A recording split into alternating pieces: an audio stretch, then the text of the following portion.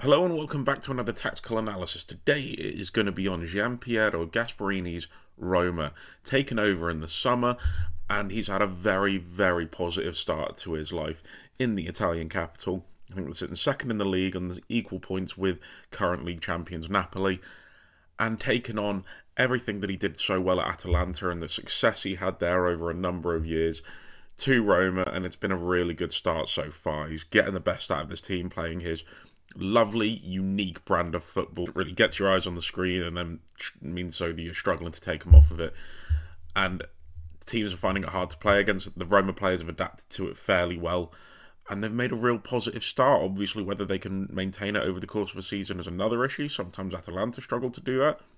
But it just exemplifies why I think Gian Piero Gasperini is one of the elite coaches in football, because to have such a completely unique brand of football, but then to get the results he gets, I think is nothing short of just fantastic management. And the qualities that he shows with his tactics and the way he sets his teams up are these wide overloads he has on each side of the pitch. And so if I just connect the attacking midfielder, number 6, wing back and wide centre back on each side, it's these that he just keeps in perfect tandem with each other.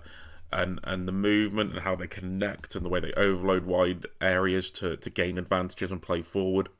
Not just on one side, but then also while keeping the sanctity of the wide overload set on the other while he's building up on one is key. It makes Roma an absolute nightmare for an opposition team to press.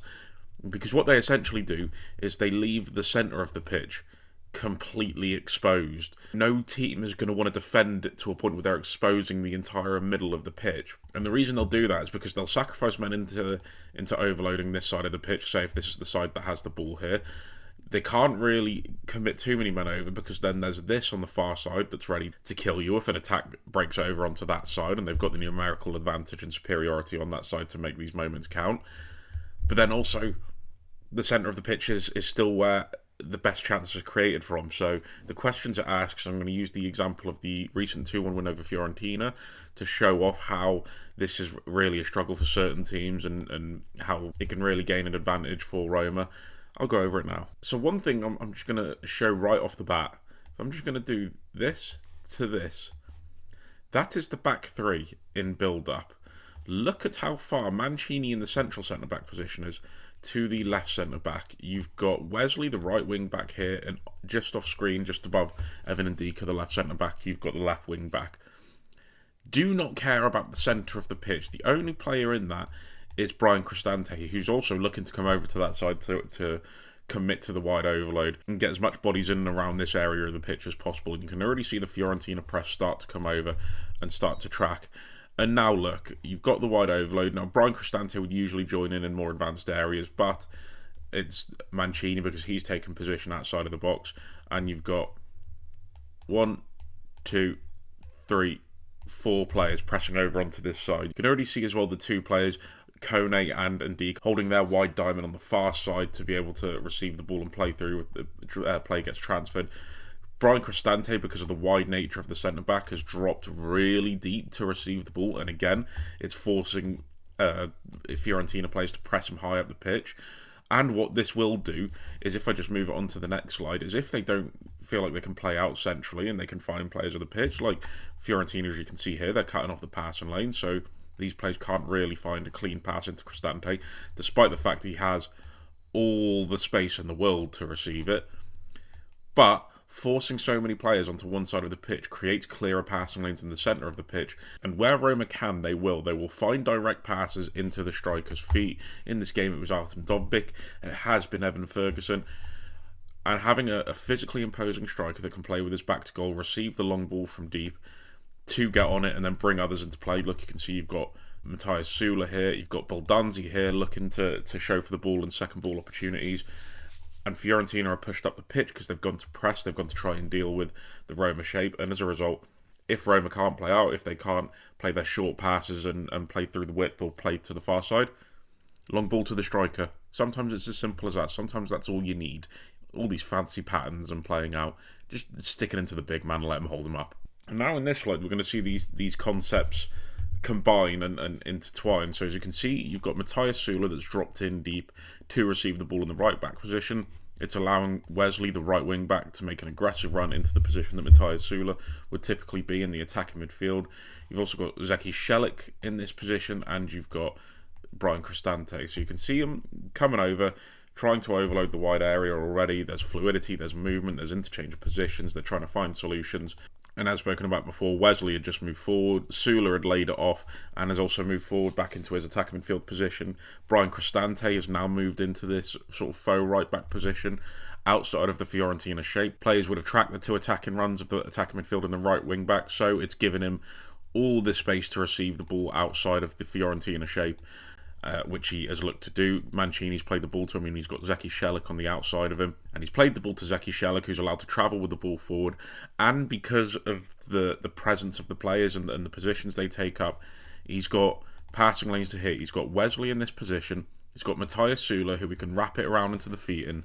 And he's also got a clear line into the striker's feet if he wishes to use it. So favouring the wide areas means that when you receive the ball and the pitch opens up, you've got clear passing lanes into the centre of the pitch because of the stretching and the displacement of the opposition, that you're going to create passing lanes, you're going to create gaps in between midfielders because of how hesitant teams will be to come over and press. And so the pass does go into Matthias Süle, who knocks it around the corner and then again falls to Dovbik's feet. Roma are in business. They've built up through the wide areas. They've asked questions of the Fiorentina press, and now the striker's got the ball to feet, and there's potential runners off of him. They've got bodies in and around him. So they've gone from back to front, not only in a direct manner, but in a clean, technical manner. And this is their equalising goal in the game, and it shows how those two wide diamonds can interact with each other. So if I just combine this is Manu Kone, this is Evan Ndika, Tsimikas on the far side, and you've got Baldanzi who's dropped into his attacking midfield position. So you've got the clear wide quadrant in this. You've also got here Cristante, Shelik, Wesley, Süle there. So you can see how they're holding the width either side. But also it's not just their own separate wide diamonds, it's also how they connect with each other, because there's clear close proximity between the two holding midfielders and the two attacking midfielders. So there's wide overloads, there's wide diamonds, there's wide boxes, but there's also central boxes in this area with Dovbik in the middle of the pitch that can also help connect it. And just off screen as well, you have Mancini who provides a base. And so it leaves these two players specifically, if I just get rid of all these lines, Cristante and Süle, who play an important part in this, to assist the left wide overload, the one that's on the ball now, but also be in a good enough position where they can connect with the players on their side. So as you can see, there's been movement, there's been passing, there's fluidity, there's been an interchange of positions on that left hand side with the diamond. But who's coming over to help assist that? Brian Cristante, coming from right centre midfield to left centre midfield and help connect. He's the spare man. Fiorentina don't really know whether they can commit another player over onto that far side. As you can see here, he's a bit too hesitant to come over because he's leaving so much space in the centre of the pitch. Moise Kean's trying to get back in position. There's the four here that are already dealing with their own individual battles, so they can't come over and press. And then look what happens because of the space they're occupying on the other side with the overload, with the questions they're asking of the Fiorentina shape. Look at all this space. Look at all this space that Shelik, that Süle is in, and that Wesley can attack as well. If the ball goes back to Mancini, if they can transfer the ball over, or if they can play off of Dovbik, that space can open up, and it does. If I just move on to the next slide, the player receives the ball out wide. I believe it's Manu Kone in this position, and because of the composure they've shown, because of the interchange of play, and because you've got Tsimikas in this position here, making a run, distracting a defender, dragging him out of position, and that's Costa Tsimikas in an attacking midfield position, by the way, because Baldanzi has dropped in to connect with Manu Kone on the far side. He now has a clear passing lane into Dovbik, who receives the ball, and it's a lovely flick that finds its way to Matthias Süle in this position, just on the edge of the box, who fires home expertly. But that comes from this 1, 2, 3, 4, 5, 6, 7 players on that far side because of the questions Roma are asking of them, because of the wide overloads, because of the numerical superiority, because of the advantage they gain, because of the threat levels that come from Roma being able to play into Dovbik's feet. And it leaves, as I just spoke about before, all of this. So that by the time Sula receives the ball for the shot, he has got so much space. He doesn't need it because he takes a first-time shot and it's a lovely finish outside of the box into the bottom corner. But if the ball can go from one side to the other quickly enough after they've suckered the press over, the opposition team are in serious levels of danger because there's so many decently talented and technical players that have a lot of space now to kill you. And I'll just highlight here the double width in more glory, really, and in more importance. So as you can see, there's the right-sided overload here, 1, 2, 3, 4, all connecting, as you can see. But you've got Manu Kone in this position as the Fiorentina press has come over to that side. They're distracted. They're forced to go over and try and win the ball back in that area.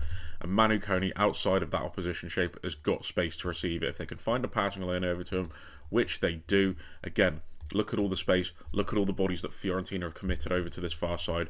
And he now has a clear pass into Tsimikas, who now has space on the left-hand side to attack, to put a cross in, to find his attacking players with greater time available to him, with greater accuracy.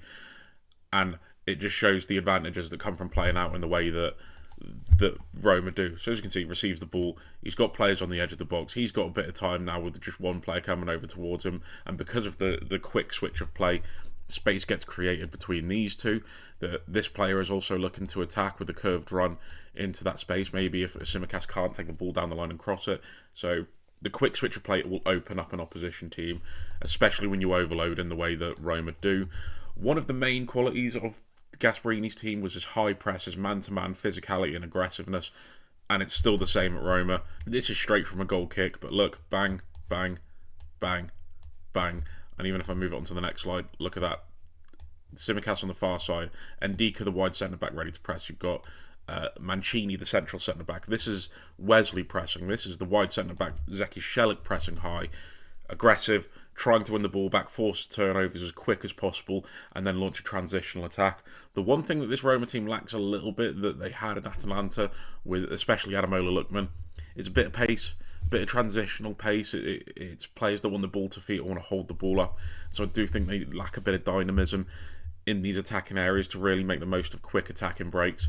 So it's just pure quality and pure technical quality they're relying on, which they have. Matthias Sula is a fantastic player. He's going to be playing at the elite level of European football. I feel very confident of that. But not to be critical, they're sitting second in the league and they're looking good value for it. And I can't speak highly enough about how Gasperini is coming with such a unique style of play and gotten the best out of a lot of players with it so soon. It sets a great foundation for however long he plans to be at Roma. But I'd love to know what you guys think. Let me know down below. Let me know if there's anything I missed. And I'll see you next time. In a bit, lads.